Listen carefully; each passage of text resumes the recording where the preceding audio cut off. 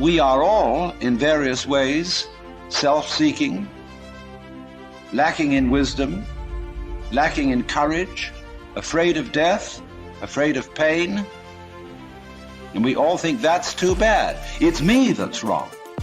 And if only I could be the right person. Is this man going to tell me something that will help me to change myself so that I will be a more creative and cooperative member of the human race? Everybody wants to be a beast. Everybody wants to be number one. Everybody wants to be the best. Everybody wants to succeed. Everybody wants to have, to be, and do what they feel they've been called to do. The challenge becomes that most of us, when it's time to do what beasts do, we don't do it. See, the way in which we operate, ladies and gentlemen, it's a manifestation of what we believe, what's possible for us. Whatever you've done up to this point, all that it really is a duplication, it's a reproduction of what you believe subconsciously that you deserve and what's possible for your life. Most people operate out of their personal history, out of their memory, things they've done, things they've experienced, things they've seen, things that they have observed. What I'm suggesting that you operate out of a larger vision of yourself. I want you to see yourself doing what you want to do, experiencing what you want to experience, having what you want to have, doing what it is that gives your life some meaning and value. Operate out of your imagination, not your memory. There's nothing you can do about the past, but you can do a great deal about your future.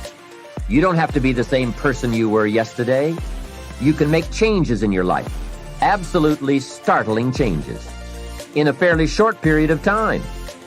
You can make changes you can't even conceive of now, if you give yourself a chance.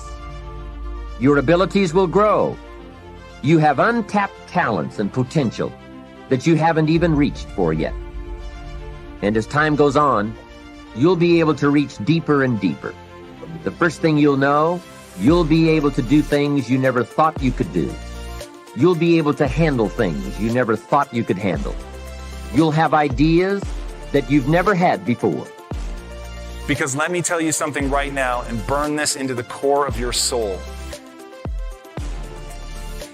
There's always room for the best. There's always room for the best. And if you're prepared to become the best, you can become unstoppable. You can build something other people think is impossible. You can build something out from under a mountain of doubt.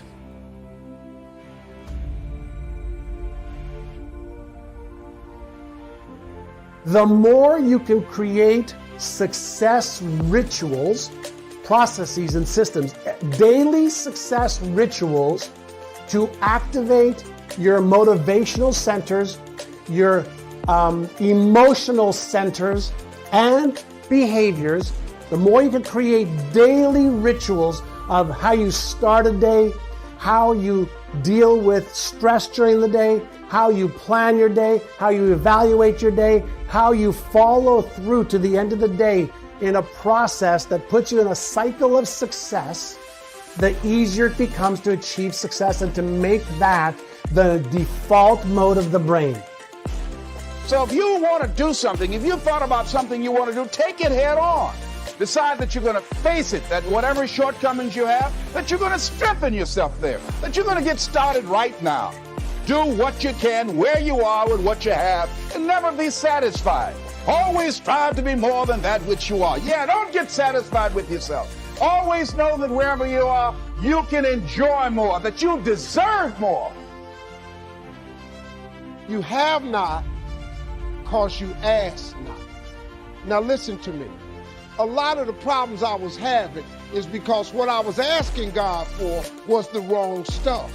I kept going to him too small. God don't give you what you want. He give you what you believe.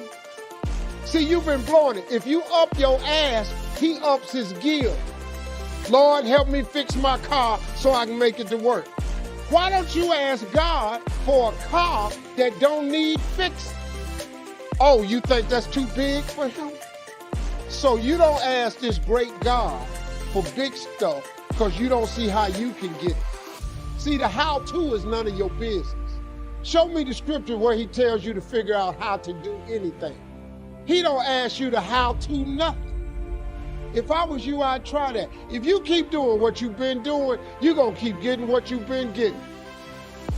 I believe that the struggle is a part of the process. People who get things without struggle don't appreciate them. It is the diligence and the fight to be relevant that creates the backdrop that when you get there, you appreciate what God has done. Light loses its relevance without darkness. Pain and struggling are a part of the process. The promise is not powerful if it is not painted on the backdrop of a problem. There's times I felt like giving up. Everybody has a crossroad. If you haven't been at it, it's coming. You can either decide to continue or to quit. You're gonna always have that decision. See, I was so sick of being poor. My motivation was, I was just exhausted from poverty. I was sick of living in my car. I was sick of not having money. And see, that's what people do. People quit when it's at their hardest moment.